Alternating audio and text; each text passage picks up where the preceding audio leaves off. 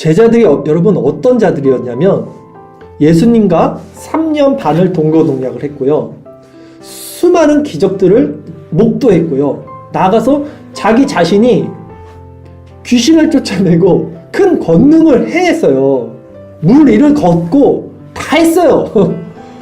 그런 자들이에요.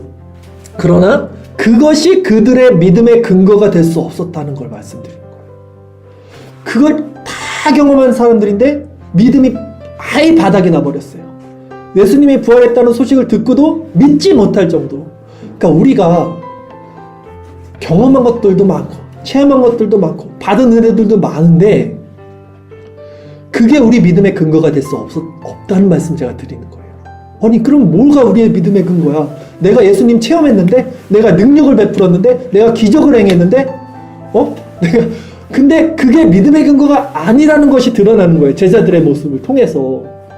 사람들은 자꾸 믿음의 근거를 자신들의 체험과 자신들이 받은 능력, 자신들이 가진 능력, 받은 능력이라기보다는 가진 어떤 능력과 이런 것에서 찾아요. 그런데 오늘 본문에 보면 오히려 그런 것들, 이런 능력들, 체험들은 제자들로 하여금 자신이 믿음 없음을 드러내버리는 수단이 되는 거예요. 오히려 자기가 받았던 모든 것들이 이게 아니었구나, 내가 잘못 잡고 있었구나, 내 믿음의 근거를 그 수단으로 주어진 게 된 거예요. 다 드러났어요. 다. 모든 것이. 그 믿음 없음이.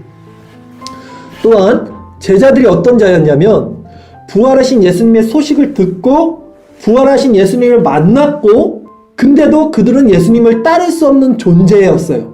그것이 드러난 거예요.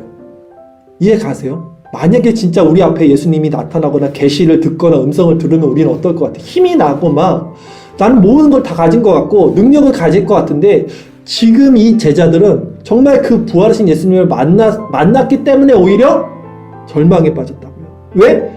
자기가 예수님을 따를 수 없는 존재임이 더 드러나 버렸기 때문에. 이것이 인간이 가진 실존의 모습이에요, 여러분.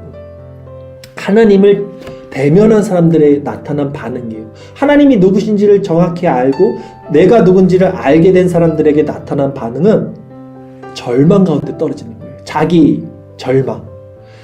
인간이 자기 자신에 대해 진정 알게 되면 하나님을 따를 수 있는 존재가 아니라는 것을 알게 돼요. 그래서 나는 하나님을 따를 수 없는 존재라는 것이 드러나는 거예요, 여러분.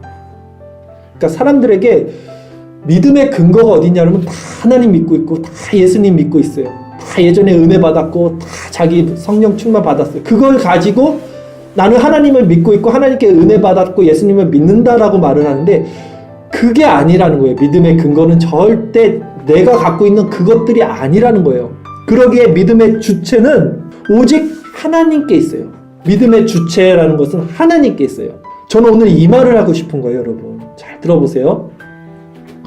참된 믿음의 상태는요, 이 겸비된 심령에서 주어지는데 믿음의 근거를 절대로 나 자신에게 둘 수 없어요.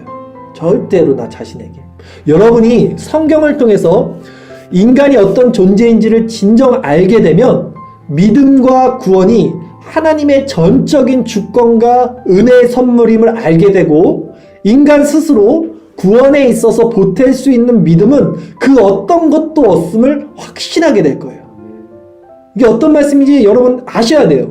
우리는 스스로 하나님을 알 수도 없고 또 예수님을 믿을 수도 없고요. 또 예수님을 믿었다고 해도 그 예수님을 따라갈 수도 없어요. 그게 우리애라고요. 이 자각이 생기는 건 너무나 중요해요. 사람들이 다 오해하고 있어요. 왜? 인본주의, 알미니엄주의, 인간의 자유의지, 보편속죄 다 이 교리 안에 있기 때문에 내가 믿을 수 있다고 생각해. 하나님이 나에게 보여주시면 내가 그거 붙잡을 수 있다고 생각해.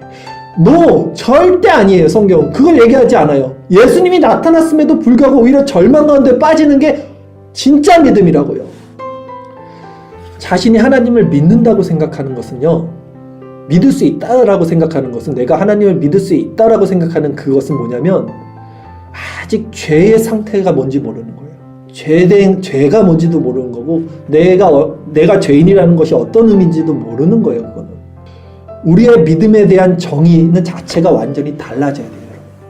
사람들이 갖고 있는 믿음의 정의는 완전히 달라져요. 이 말씀 듣고 여러분들 완전히 깨져야 돼요. 우리는 믿음을 가질 수 있는 존재가 아니라는 거예요. 지금 제 말은. 이해가 안 가시더라도 절대 우리는 믿음을 가질 수 있는 존재가 아니에요. 오늘 본문에 예수님의 부활이 확실해지면 질수록 제자들의 믿음이 더욱 강화되는 것이 아니라 오히려 자신은 예수님을 따를 수 없다는 자임이 더욱 커졌다는 사실을 여러분 분명히 기억하십시오. 우리가 지금 봤잖아요. 성경을 쭉. 그럼 이제 우리 어떻게 해야 됩니까? 우리 고백은 이렇게 돼야 돼요. 주님, 나의 소망은 당신뿐입니다.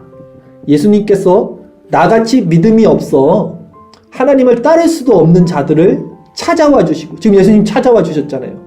그리고 만나 주셨잖아요. 만나 주시고 또 끝까지 포기하지 않으셨잖아요. 포기하지 않으시고 또 깨닫게 해주시고 변화시켜 주시지 않는다면 저는 참된 믿음을 가질 수 없습니다. 그걸 붙잡는 거예요. 그걸. 거기 나의 믿음이 어디 들어갈 자리가 있어요. 어디. 또 나의 믿음 없음 또한 들어갈 자리가 없어요. 거기는. 다른 말로는요. 나는 믿음이 없어. 이것도 교만이라고요. 나는 믿음 있어. 이것도 교만이지만 내가 어떻게 구원받아. 이런 모습으로 내가 어떻게 지금 내 이 모습, 내 안에 이 죄성을 가지고 내가 어떻게 구원받아. 똑같은 교만이에요. 이것도. 믿음이 없는 거예요. 둘 다. 믿음의 근거는 그런 게 아니라 나에게 있는 게 아니기 때문에. 근데 교회에서 자꾸 할 수 있다 하면 된다 해보자. 이거 그거 맨날 외쳤거든요. 뭘 하면 돼요? 뭘 할 수 있어요? 뭐를. 어디 내 믿음이 들어갈 자리가 어디 있어요? 이 하나님의 주권과 믿음이 선물과 그 은혜의 구원에 있어서 우리는 어떠한 믿음도 스스로 만들어낼 수 없어요, 여러분. 모든 것은 하나님의 주권과 은혜입니다. 그러기에 또한 하나님이 우리를 포기하지 않으신다면 우리도 우리 스스로 자신을 포기해서도 안 돼요. 이것이 얼마나 큰 은혜입니까, 여러분? 이게 진짜 큰 은혜예요. 하나님이 우리를 포기하시지 않으면 우리도 우리를 포기할 수 없는 거예요. 나 같은 놈이 내가 죄성이 많은데 내가 어떻게 구원받겠어?